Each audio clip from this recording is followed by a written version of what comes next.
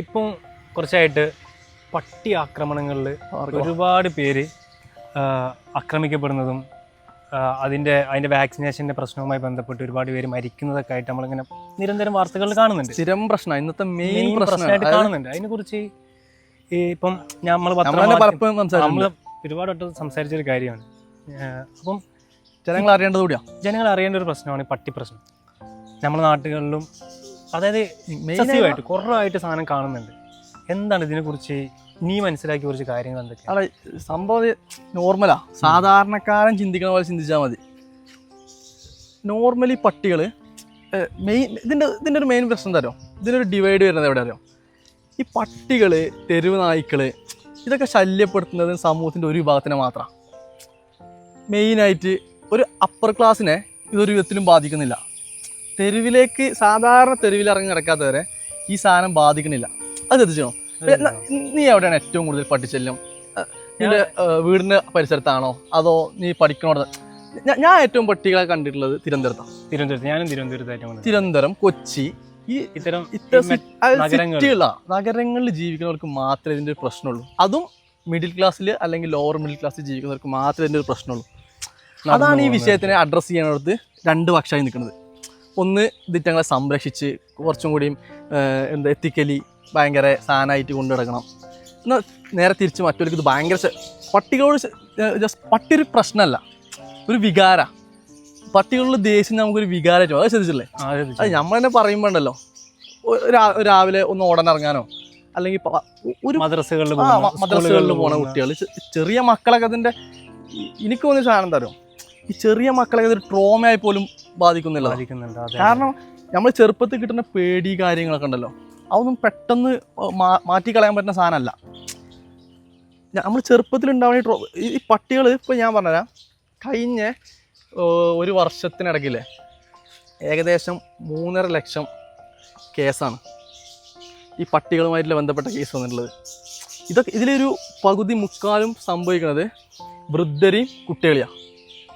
കാരണം നമ്മൾ പട്ടികളെ ചാർജ് ചെയ്യാൻ അവർക്ക് ചാർജ് ചെയ്യാൻ കഴിയില്ല. അവർ പേടിച്ചത് പട്ടികൾക്ക് വേഗം കണക്ട് ചെയ്യാൻ പറ്റും, ആക്രമിക്കാൻ പറ്റും. ഈ വൃദ്ധരെയും ഈ കുട്ടികളെയാണ് ഇത് ഏറ്റവും കൂടുതൽ ബാധിക്കുന്നത്. അവരാണ് സമൂഹത്തിൽ ഏറ്റവും കൂടുതൽ ഇത് നേരിടുന്നത്. പക്ഷേ ഈ പ്രശ്നത്തെ അഡ്രസ്സ് ചെയ്യാൻ നമ്മുടെ കയ്യിൽ ഈ പ്രശ്നത്തിന് നമുക്കില്ലേ, ഇപ്പം നമ്മൾ ഇതിനെപ്പറ്റി സംസാരിക്കൊണ്ട് പറയാം. ഇതിന് മെയിനായിട്ട് 2 കോസാണ് ഞാൻ മനസ്സിലാക്കിയത്. അങ്ങനെ ഒന്ന്, നമ്മളെ സയൻറ്റിഫിക് ആയിട്ട് നോക്കാം, അതൊരു ഭാഗം. പിന്നെ ഈ കപട പ്രകൃതിവാദികൾ പറയുന്ന പോലെ എത്തിക്കലി സാധനം, അത് കോമഡി. ജീവൻ എന്നുള്ള നിലയ്ക്കുള്ള ഒരു എത്തിക്കൽ സാധനം ഉണ്ടോ? ജീവൻ എന്നുള്ള നിലയ്ക്ക് എത്തിക്കൽ സാധനം ചിലവർക്ക് പട്ടികളിൽ മാത്രമേ ഉള്ളൂ. കോയിന് തിന്നാൻ എത്തിക്സ് ഇല്ല, കൊതുകിനെ കൊല്ലാൻ എത്തിക്സ് ഇല്ല. ജീവന്റെ വലിപ്പം കൂടുന്നില്ലല്ലോ, മൃഗത്തിന്റെ വലിപ്പമല്ലേ കൂടുന്നു കുറയുന്നുള്ളൂ. ജീവന്റെ വലിപ്പത്തിൽ മാറ്റർ ചെയ്യുന്നില്ലല്ലോ. അപ്പൊ അതൊക്കെ എന്താ വെച്ചാൽ ഒരു തരം എന്തോ ഒരു വെറുതെ ഒരു ഫീലിംഗ്. അത് നമ്മളെ ബാധിക്കാത്ത കാര്യങ്ങളിൽ നമുക്ക്, അത് എൻ്റെ മക്കളൊന്നും പട്ടി അടിക്കണില്ല, ആ സാധനം അവിടെ വർക്കാവണത്. എൻ്റെ മക്കളെ പട്ടി അടിക്കുന്നില്ല. ഇതിൻ്റെ സീരിയസ്നെസ് വിൽക്കൊന്നും മനസ്സിലാക്കാത്തതുകൊണ്ടാണ് എത്രത്തോളം തെരുവ് പട്ടികളെ ശല്യം ഇതിലുണ്ട് എന്നുള്ളതാണ്. ഇതിന് പ്രധാന കോഴ്സ് എന്ന് പറയുന്നത് ഹ്യൂമൻ അനിമൽ കോൺഫ്ലിക്റ്റാണ്. അതിപ്പം അനുദിനം അതിക്രമിച്ചുകൊണ്ടിരിക്കുകയാണ് ഓരോ സ്ഥലത്തും ഓരോ വിധത്തിലാണ്. ഹ്യൂമൻ അനിമൽ കോൺഫ്ലിക്റ്റിൻ്റെ വിഷയം പറയുമല്ലേ, എന്താ ഇപ്പം ലോകത്ത് മൊത്തത്തിലൊരു വിഷയമാണിത്. എൻ്റെ ഒരു പേഴ്സണൽ ഒപ്പീനിയൻ എന്താണോ, സയൻറ്റിഫിക്കലി ഹ്യൂമൻ അനിമൽ കോൺഫ്ലിക്റ്റ് എന്ന് പറഞ്ഞു കഴിഞ്ഞാൽ നമ്മൾ വലിയൊരു സംഭവമായി കാണേണ്ട ആവശ്യമില്ല എന്നുള്ളതാണ്. കാരണം അത് നാച്ചുറലാണ്, പക്ക നാച്ചുറൽ സാധനമാണ്. കാരണം 2 മൃഗങ്ങൾ തമ്മിൽ കോൺഫ്ലിക്റ്റിൽ ഏർപ്പെടുക, അതൊരു കോമ്പറ്റീഷൻ നടത്തുക, അതിലുള്ള ആൾ വിജയിക്കും, അയാൾ എക്സിസ്റ്റ് ചെയ്യും, അല്ലാത്ത ആൾ പരാജയപ്പെടും, അയാൾ എലിമിനേറ്റ് ചെയ്യപ്പെടും. ഇതാണുള്ള സംഭവം. ഇതിപ്പോൾ ഹ്യൂമൻ അനിമൽ എന്നുള്ളത് നമ്മളെ പേഴ്സ്പെക്റ്റീവ് നിന്ന് നോക്കുമ്പോൾ നമ്മൾ ഉണ്ടാക്കുന്ന സാധനം. ഇതിലിപ്പോൾ 2 മൃഗങ്ങൾ തമ്മിൽ ഇപ്പോൾ ഒരേ ടെറിട്ടറി ഷെയർ ചെയ്യണ ഒരേ സ്പീഷീസിൽ 2 മൃഗങ്ങൾ തമ്മിലുള്ള കോൺഫ്ലിക്റ്റ് വരെ ഉണ്ടല്ലോ. അപ്പോൾ ആ ടെറിട്ടറി ഇത് ചെയ്യേണ്ടി വരുമ്പോൾ ആയിട്ടാണ് തമ്മിൽ കോൺഫ്ലിക്റ്റിൽ ഏർപ്പെടും. ഒരാൾ ജയിക്കും, മറ്റാൾ പരാജയപ്പെടും. ഈ ജയിക്കുന്ന ആൾ നിലനിൽക്കും. ഈ ഒരു സാധനം, ഈ സെയിം തിയറിയാണ് നമ്മുടെ ഈ തെരുവ് പട്ടിൻ്റെ കേസിലുള്ള ഹ്യൂമൻ അനിമൽ കോൺഫ്ലിക്റ്റിൽ നടക്കുന്നത്. ഈ ഇത്തരം അനിമലുകൾ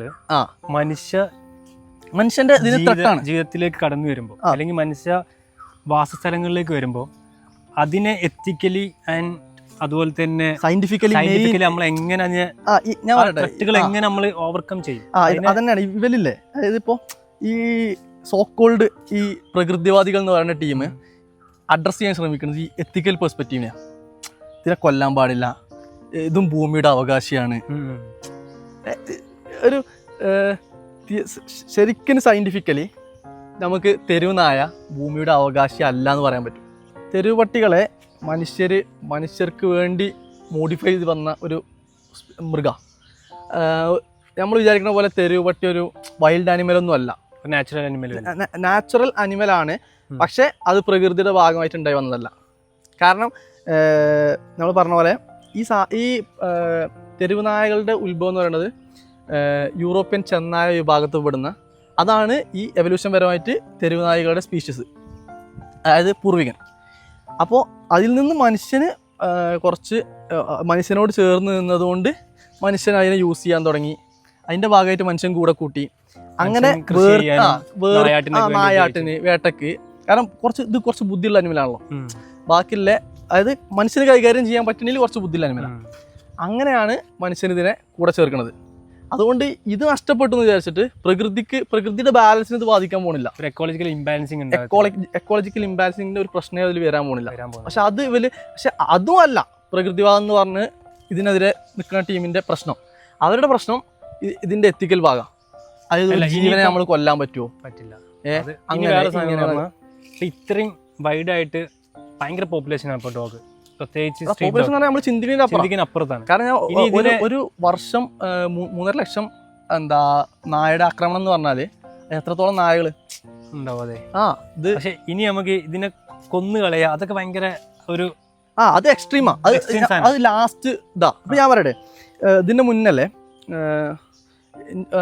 1700 ലാസ്റ്റില് ബ്രിട്ടീഷുകാർ ഓസ്ട്രേലിയയിൽ പോകുമ്പോൾ അവരുടെ വിനോദത്തിന് വേണ്ടിയിട്ട് റാബിറ്റ്സിനെ കൊണ്ടുപോകുന്നുണ്ട് അവിടെ ഓസ്ട്രേലിയയിൽ. അന്ന് അപ്പോൾ ഓസ്ട്രേലിയൻ്റെ ഒരു ഇതെന്താ വെച്ചാൽ ഇന്നത്തെ ഇന്ത്യയിൽ ഈ നായ്ക്ക് വളരാൻ പറ്റുന്ന ഒരു കണ്ടീഷൻ പോലെയാണ് അന്നത്തെ ഓസ്ട്രേലിയയിൽ ഈ മുയലുകളുടെ കാര്യം, റാബിറ്റ്സിൻ്റെ കാര്യം. അവിടെ പുല്ല് നിന്ന് ഇതിട്ടേക്ക് നന്നായി പെരുകി ഒരു റേഞ്ച് കഴിഞ്ഞപ്പോൾ ഇതിനെ കൺട്രോൾ ചെയ്യാൻ പറ്റാത്തൊരവസ്ഥ വന്നു ഓസ്ട്രേലിയക്ക്. അങ്ങനെ അവർ ഒരു മതിൽ കെട്ടുന്നുണ്ട്, വലിയ ഹൈറ്റ് ഇല്ലാതെ സൗത്തും നോർത്തും തമ്മിൽ ഡിവൈഡ് ചെയ്തൊരു മതിൽ വരെ കെട്ടുന്നുണ്ട്. എന്നിട്ടും ഇത് തീരണില്ല. എന്നിട്ട് ലാസ്റ്റ്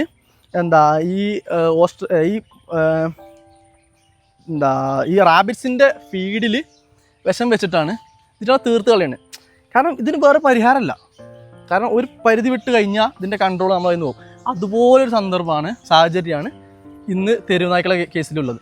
കാരണം എന്താ പറയുക, തെരുവ് നായ്ക്കൾ നമ്മൾ ചിന്തിക്കുന്നതിൻ്റെ അപ്പുറം ഇതിട്ടുള്ള നമ്മളെ വളർന്നു കഴിഞ്ഞ് ഇപ്പം ഒരു പ്രസവത്തിൽ ഇതിൽ 8 എണ്ണം പ്രസവിക്കും.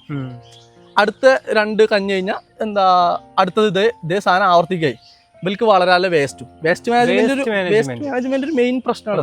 അത് എവിടെയാണ് കൂടുതൽ വേസ്റ്റ്? അവിടെ അതാണ് നമ്മൾ സംസാരിച്ചത്. നമ്മളിത് ഏറ്റവും കൂടുതൽ കാണുന്നത് നമ്മള് സിറ്റി ഏരിയകളിലാണ്.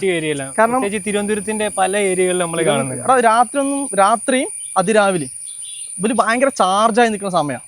പിന്നെ വേറൊരു വിഷയം, ഇവർ ഈ ചാർജ് ആവണം അതായത് ഇതിനെ ഡിഫെൻഡ് ചെയ്യാൻ പറയുന്ന ആളുകൾ പറയുന്ന ഒരു കാര്യമുണ്ട്. ഈ സാധനം ഉണ്ടല്ലോ, നമ്മൾ ഈ പട്ടികൾ ഇവർ വിശന്ന് കഴിഞ്ഞിട്ടാണ് ഈ ചാർജായി വരുന്നത്. എന്നാൽ അങ്ങനെയല്ല. കാരണം ഈ പട്ടികളെ വിശപ്പല്ല അവരെ ചാർജ് ചെയ്യുന്നത്, ഇത് അവർ എന്റർടൈൻമെന്റാ. ആൾക്കാരെ ആക്രമിക്കുക, പേടിപ്പിക്കുക എന്നില്ല സാധനം. ഇത് പ്യൂർലി ഇവരെ എന്റർടൈൻമെന്റാ. ഇതിന്റെ ഒരു വിഷയം എന്താ വെച്ചാല്, ഇപ്പൊ നമ്മള് അതുകൊണ്ടാണ് ഇത് ഈ കുട്ടികളെയും വൃദ്ധരെയും കൂടുതൽ ആക്രമിക്കാൻ ശ്രമിക്കുന്നത്.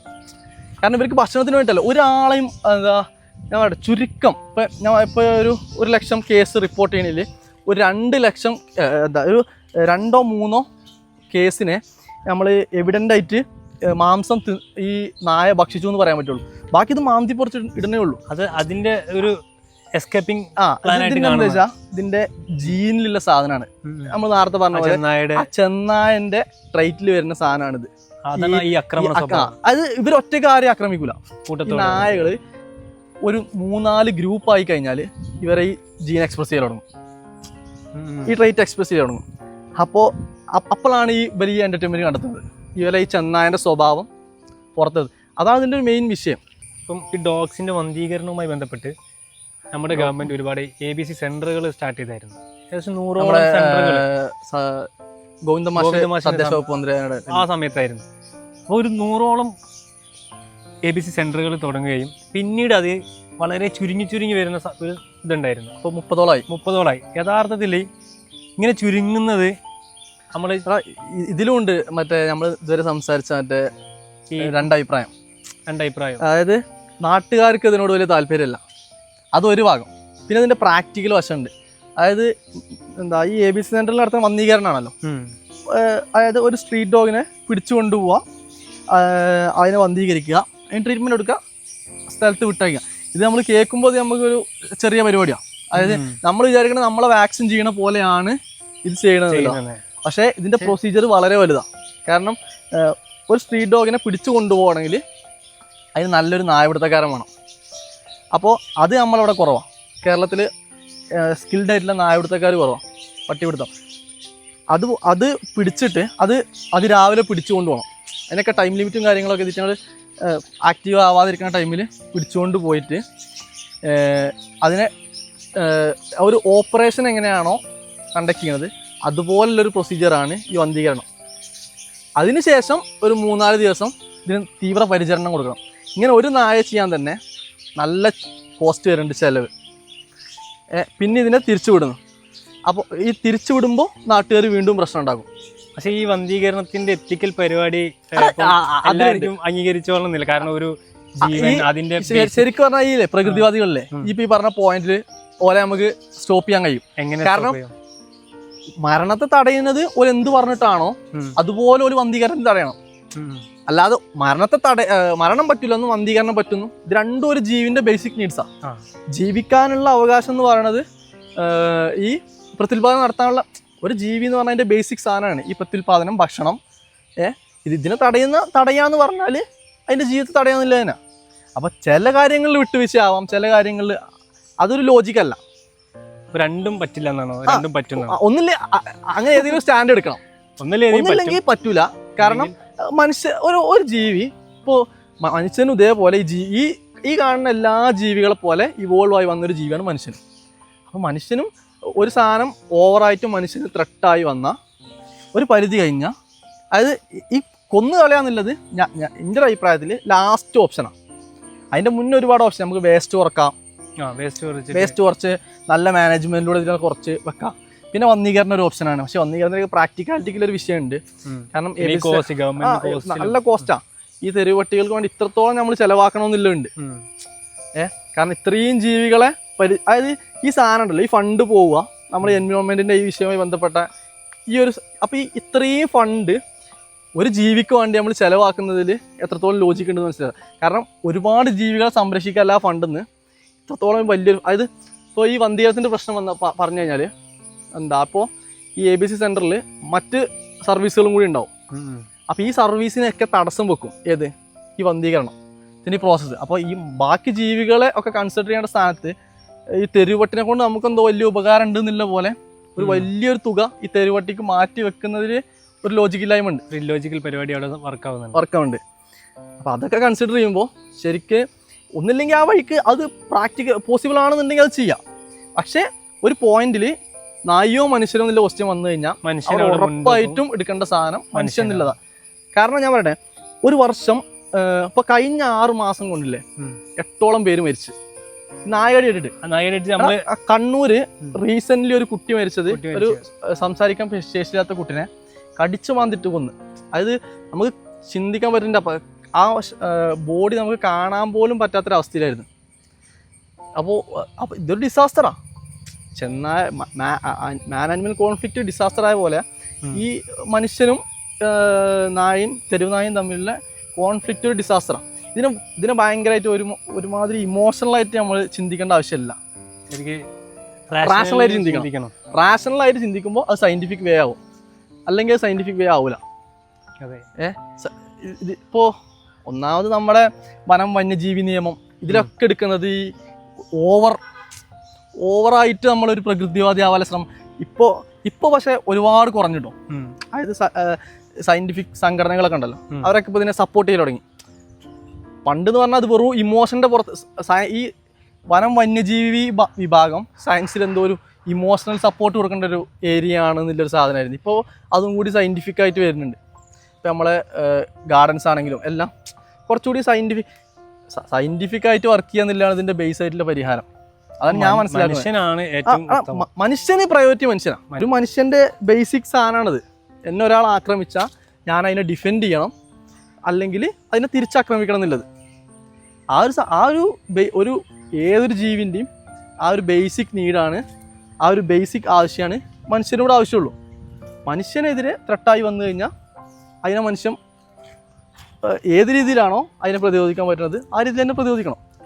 ഇപ്പോൾ നമ്മൾ ഇത്രയൊക്കെ പറഞ്ഞിട്ടും നമ്മൾ റാബിസ് വാക്സിനേഷനുമായി ബന്ധപ്പെട്ടിട്ടുള്ള ഇതിൻ്റെ പരിഹാരം ആ ഭാഗത്ത് അഡ്രസ്സ് ചെയ്യുമ്പോൾ ഇതിൻ്റെ പരിഹാരമായിട്ട് ഇപ്പം വാക്സിൻ അടിച്ചിട്ടും അല്ല 100% ഡെത്താ റാബിസിൻ്റെ കേസിൽ. പക്ഷേ ഈ വാക്സിനേഷൻ ചെയ്തിട്ടും പലരും അത് ഏൽക്കാതെ വരുന്ന അവസ്ഥയുണ്ട്. റാബിസ് വാക്സിൻ ഉണ്ടാക്കിയെടുക്കാനും ബുദ്ധിമുട്ടാണ്. പക്ഷെ ഈ വ്യക്തികൾ ഇവർക്ക് അറിയാം താൻ 2 ദിവസത്തിനുള്ളിൽ സമീപ ഭാവിയിൽ തന്നെ മരണപ്പെടും. ഇവർക്ക് ബോധമുണ്ട്, ചുറ്റുള്ള കാണാൻ പറ്റുന്നുണ്ട്. ഈ ഒരു പോയിന്റിന്റെ ഇമോഷണൽ ആയിട്ടുള്ള സാധനം ഉണ്ടല്ലോ. അതെ, ഈ ഒരു സാധനത്തിന് ഈ സാധനത്തിനേക്കാൾ വിലയാണ് ഒരു പട്ടിന്റെ ജീവന് ഈ പ്രകൃതിവാദികൾ എന്ന് പറഞ്ഞ് നടക്കുന്ന സോക്കോൾഡ് പ്രകൃതിവാദികൾ നൽകുന്നത്. അത് ഭയങ്കര പറഞ്ഞ ഒരാൾക്ക് ഏറ്റവും വേസ്റ്റ് ആയിട്ടുള്ള മരണം എന്ന് പറഞ്ഞാൽ അതിലൊന്നാ റാബിസ്. ഹൈഡ്രോഫോബിയ വന്ന് വെള്ളം കുടിക്കാൻ പറ്റാതെ, വെള്ളം കാണാൻ പേടിയായി. ഈ ഒരു അവസ്ഥയിലുള്ള മരണം എന്ന് പറഞ്ഞാല് മരണത്തിന് മുന്നേ നരകത്തേക്ക് എത്തുക എന്ന് പറയുന്ന ഒരു സിറ്റുവേഷൻ ആണത്. ആ അവസ്ഥ നമ്മള് ചിന്തിക്കുമ്പോ തന്നെ പേടിയാവുന്ന. പിന്നെ റാബിസിനെ പറ്റി പോലും നമ്മളെ പൊതുജനങ്ങൾക്ക് വല്ലാതെ ഈ ഒരു സാധനത്തിനെ കുറിച്ച് അറിയാത്തതുകൊണ്ടാണ്. ഇല്ലെങ്കിൽ തെരുവട്ടിക്കെതിരെയൊക്കെ പൊതുജനങ്ങൾ എന്നോ ഗവൺമെന്റിനെതിരെ ഇറങ്ങിയിരുന്നു. ഗവൺമെന്റ് ഇപ്പൊ പൊതുജനങ്ങൾക്കില്ലേ ദേഷ്യത്തിന്റെ ഒരു 10 ഇരട്ടി ദേഷ്യം ഉണ്ടാവും ഈ റാബിസിനെ കുറിച്ച് കൂടി പൊതുജനങ്ങള് ഇതിനെ പറ്റി ബോധവാന്മാരായി കഴിഞ്ഞാൽ. നമ്മളെ കണ്ണൂരത്തെ ചെറിയ കുട്ടി മരിച്ച സംഭവം, അത് ഇപ്പൊ അമ്മ വന്നിട്ട് ഇമോഷണൽ ആയിട്ട് പറയുന്ന ഒരു സാധനമുണ്ട്, നിങ്ങൾ ഇനിയും വേസ്റ്റ് ഇട്ടോളൂ, നിങ്ങൾക്ക് ആരും മരിക്കാനില്ല, ആ കുട്ടിയുടെ അച്ഛൻ പറഞ്ഞ അമ്മ ആരും പറയുന്നത് അമ്മ എന്ന് തോന്നുന്നു. ആലോചിച്ച് അവർക്ക് നഷ്ടപ്പെട്ടപ്പോ അവർ മനസ്സിലാക്കുന്നത് ഈ പ്രകൃതിവാദികളൊക്കെ ഞാൻ പറഞ്ഞ ഈ പ്രകൃതിവാദത്തിന്റെ ഒക്കെ ലിമിറ്റ് വരുന്നത് സ്വന്തം കുടുംബത്തിലോ പരിചയത്തിലോ ഒരാൾ റാബിസ് വന്ന് മരണപ്പെടുമ്പോഴാണ്. മാനസികമായിട്ടുള്ള അവസ്ഥയെ ചിന്തിക്കുമ്പോ ഉണ്ടല്ലോ, ഒരു മനുഷ്യത്വത്തിന്റെ ഒരു രുചിയിൽ നമ്മൾ നോക്കുമ്പോൾ അത് വല്ലാത്തൊരു വേദനയാണ്. ഒരു വ്യക്തി അങ്ങനെ ഇപ്പൊ റാബിസ് നമുക്ക് ഒരിക്കലും എന്താ ഇപ്പോ വാക്സിൻ അടിച്ചാൽ പോലും റാബിസ് മാറിക്കിട്ടുന്നില്ല കാര്യം ഉറപ്പില്ല. പിന്നെ ഈ റാബിസിന്റെ വാക്സിന്റെ ചെലവ്, ഇത് 2 തരം വാക്സിൻ ഉണ്ട്. ഈ 2 തരം വാക്സിൻ ആണെങ്കിൽ പോലും ഒന്ന് സാധാരണ കുതിരയിൽ നിന്നുണ്ടാക്കുന്ന വാക്സിൻ ഉണ്ട്. അതാണ് സാധാരണ നമ്മള് GH-കളിൽ കൊടുക്കുക, ജനറൽ ഹോസ്പിറ്റല്, അതേപോലെ അങ്ങനത്തെ. പിന്നെ സ്പെഷ്യലൈസ്ഡ് ആയിട്ടുള്ളത് മനുഷ്യന്റെ ജീവൻ വെച്ചിട്ടുണ്ടാക്കുന്ന വേറെ ടൈപ്പ് വാക്സിൻ. ഇത് രണ്ടാണെങ്കിലും നല്ല കോസ്റ്റ്ലിയാണ്. നമ്മളിപ്പോൾ വന്ധ്യീകരണത്തിന്റെ കേസ് പറഞ്ഞ പോലെ തന്നെ നല്ല കോസ്റ്റ്ലി സാധനമാണ്. അപ്പോൾ ഇന്ത്യ പോലെ ഇത്രയും ജനസംഖ്യ ഉള്ളൊരു നാട്ടിൽ ഇത് എത്രത്തോളം കൊടുക്കാം. അപ്പോൾ നമ്മൾ ഈ കേരളത്തിൻ്റെ ഇതിൽ നിന്ന് ചിന്തിച്ചുകൊണ്ടാണ് ഇത് കൃത്യമായ ഇടവേളകളിൽ ഡോസ് എടുക്കേണ്ട ഒരു വാക്സിന് കൂടിയാണ്. നമ്മൾ കേരളത്തിൽ നിന്ന് ചിന്തിച്ചിട്ട് നമുക്കിങ്ങനെ നോർത്തിലൊന്നും ഈ ഒരു വിഷയം ഉണ്ടല്ലോ, ഈ വാക്സിനേഷൻ്റെ വിഷയം അവരടിച്ചില്ല. ഇപ്പം എൻ്റെ ഒരു സുഹൃത്ത് അവൻ ഡൽഹിയിൽ പഠിക്കാൻ പോയ ടൈമിൽ അവനതുപോലെ സ്ട്രീറ്റിൽ വെച്ച് നായ അടിച്ചു, തെരുവ് നായ അടിച്ച്. അവൻ ഹോസ്പിറ്റലിൽ പോയി, അവർ തുറന്നു പറഞ്ഞു വാക്സിന് 3 ഡോസ് വാക്സിൻ ഉണ്ട്, അതിൽ ആദ്യത്തത് മാത്രമേ പ്രൈമറി ഡോസ് മാത്രമേ നമുക്ക് വെക്കാൻ കഴിയുള്ളൂ, അത് നമ്മൾ തൊള്ളൂന്ന്. അപ്പോൾ ചിന്തിച്ചു പറഞ്ഞതിൻ്റെ ഭീകരത, കാരണം ലൈഫ് വെച്ചിട്ടാണ്. വേറൊരു അസുഖത്തിന് നമുക്ക് ഇപ്പോൾ കൊറോണ വന്നു, വാക്സിൻ അവൈലബിൾ അല്ല, നമുക്ക് ചെറിയ ഹോപ്പ് ഉണ്ടാവും അഥവാ കൊറോണ മാറിക്കഴിഞ്ഞാലും. പക്ഷെ റാബിസിൻ്റെ കേസിൽ അങ്ങനെയല്ല, വന്നു കഴിഞ്ഞാൽ ആ ഒരു ഡെത്താണ്, ജീവൻ വെച്ചിട്ടുള്ള ആ ഒരു സിറ്റുവേഷനിലാണ് നമ്മുടെ നാട് നിൽക്കുന്നത്. കേരളം എത്രയോ ബെറ്ററാണ്, കാരണം കേരളത്തിൽ ഏത് ഹോസ്പിറ്റലിൽ ഏത് GH പോയാലും അല്ലെങ്കിൽ ഏത് അതായത് ഇപ്പോൾ പേ വിദഗ്ധ സമിതി ഉണ്ട്. പക്ഷേ ഇന്ത്യയിലെ പല ഭാഗത്തും പ്രത്യേകിച്ച് നോർത്ത് ഏരിയയിലൊന്നും ഇങ്ങനെ ഒരു സിസ്റ്റമേ അല്ല, കൃത്യമായ റാബിസ് ചികിത്സയോ. പിന്നെ റാബിസിൻ്റെ കേസിൽ ഈ ഇപ്പം നമ്മൾ ഈ സംസാരം ഒരു ഇൻഫോർമേറ്റീവ് ആയിക്കോട്ടെ എന്നുള്ളത് കൊണ്ട് കൂടി പറയാം. നമ്മളൊരു നായ കടിച്ചു കഴിഞ്ഞാൽ, ഒരു ഡോഗ് ബൈറ്റ് കിട്ടിക്കഴിഞ്ഞാൽ നമ്മൾ ആദ്യം ചെയ്യേണ്ടത് ഈ റാബിസ് എടുക്കുന്നതിനേക്കാൾ ഇതായിട്ട് മുമ്പ് നമ്മളൊരു 15 മിനിറ്റ് വാഷ് ചെയ്യണം. കടി കൊണ്ട ഭാഗം നന്നായി സോപ്പ് ഇട്ടിട്ട് എന്താ ഒഴുക്കിലെ വെള്ളത്തിൽ കഴിക്കണം, അതായത് ടാപ്പിൻ്റെ ചോട്ടിലോ 15 മിനിറ്റ് കണ്ടിന്യൂസ് ആയിട്ട് കഴുകിക്കൊണ്ടിരിക്കണം. എന്നിട്ട് എത്രയും പെട്ടെന്ന് പോയിട്ട് വാക്സിൻ എടുക്കുക. കാരണം ഈ വാക്സിനേക്കാൾ നമുക്ക് ചില സന്ദർഭത്തിൽ വാക്സിനോളം തന്നെ നമ്മളെ സംരക്ഷിക്കാൻ ഈ സാധനത്തിനും പറ്റും. ഈ കഴുകിക്കളയിൽ സ്പോട്ടിൽ കഴുകിക്കളയിൽ ഉടനെ തന്നെ ഹോസ്പിറ്റലിൽ പോലും ഹോസ്പിറ്റൽ. പിന്നെ അത് ഭയങ്കര ഒരു തെറ്റിദ്ധാരണ. അതായത് പട്ടിയുടെ പോറലേറ്റാൽ പോലും നമുക്ക് റാബിസ് ഉണ്ടാവാൻ ചാൻസ് ഉണ്ട്. ഹോസ്പിറ്റലിൽ പോലും മസ്റ്റാ. പിന്നെ ഇപ്പോൾ ആലപ്പുഴ എന്താ ഈ ഇടയ്ക്ക് നമ്മുടെ ഒരു കുട്ടീനെ അതേപോലെ 2 ആഴ്ച മുന്നേ ഒരു പൂച്ച പൂറിയതാണ്. പക്ഷേ ആ പൂറിയ സമയത്ത് ഇതിന് വലിയ പരിക്കൊന്നുമില്ല, ഈ കുട്ടിക്ക് വലിയ പരിക്കൊന്നുമില്ല. അപ്പോൾ ഇവർ സ്വാഭാവികമായിട്ടും പൂച്ചയല്ലേ, ജസ്റ്റ് ഒന്ന് ഇതല്ലേ, ഹോസ്പിറ്റലിൽ പോയില്ല. 2 ആഴ്ച കഴിഞ്ഞ് കുട്ടിക്ക് ഹൈഡ്രോഫോബിയ, കുട്ടി മരണപ്പെട്ടു. ഈ സാധനത്തിന് നമ്മൾ ഒരിക്കലും നിസ്സാരവൽക്കരിക്കും. ഇത് പേടിപ്പിക്കാൻ ഒരു ഭീതി ഉണ്ടാക്കാൻ വേണ്ടി പറയുന്നതല്ല, പക്ഷേ അവെയറായിരിക്കണം. കാരണം ഇത്രയും നായ്കളും ഇത് നമ്മുടെ തെരുവ് നായകൾ ഇത്രയും നമ്മുടെ ചുറ്റും ഉള്ള സാഹചര്യത്തിൽ നമ്മൾ അവെയറായിരിക്കണം. കുറച്ചുകൂടി നമ്മുടെ നിയമങ്ങളൊക്കെ ഇതിനനുസരിച്ച് മാറുക എന്നുള്ളതാണ് ഒരു പ്രധാന പരിഹാരം എനിക്ക് തോന്നുന്നത്. സയൻറ്റിഫിക് ആവുക, നിയമങ്ങൾ കുറച്ചുകൂടി സയൻറ്റിഫിക് ആയിരിക്കുക എന്നുള്ളതാണ്. കാരണം ഒരു ജീവി മറ്റൊരു ജീവിക്ക് ഭീഷണിയാണെങ്കിൽ ആ ജീവിക്ക് എന്താണ് നമ്മൾ അതിനെതിരെ ചെയ്യേണ്ടതെന്നുണ്ടെങ്കിൽ അത് യുക്തിപൂർവ്വം ഏത് ജീവി തീരുമാനിക്കണോ ആ ജീവി നിലനിൽക്കും. ആ ഒരു തിയറി വെച്ച് മനുഷ്യൻ മുന്നോട്ട് പോകുക എന്നുള്ളതാണ്. അതിന് പ്രതിരോധം ഇതാണെങ്കിൽ വന്ധീകരണമാണെങ്കിൽ അങ്ങനെ അല്ല, ഫൈനലായിട്ട് ആ ജീവി മറ്റേ ജീവിനെ ഒഴിവാക്കണം എന്നുള്ളതാണെങ്കിൽ അങ്ങനെ ചെയ്യേണ്ടി വരും.